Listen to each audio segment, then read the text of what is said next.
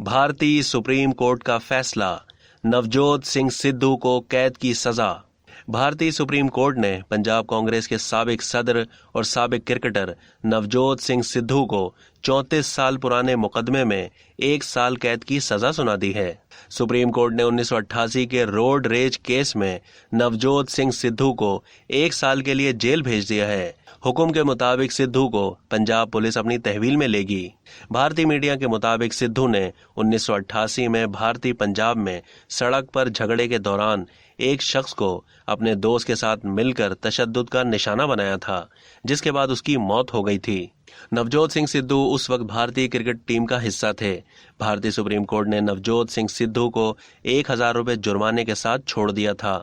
सितंबर 2018 में supreme court ने मरने वाले शहरी के अहले खाना की तरफ से दायर नजरसानी की दरख्वास्त पर सिद्धू को नोटिस जारी किया।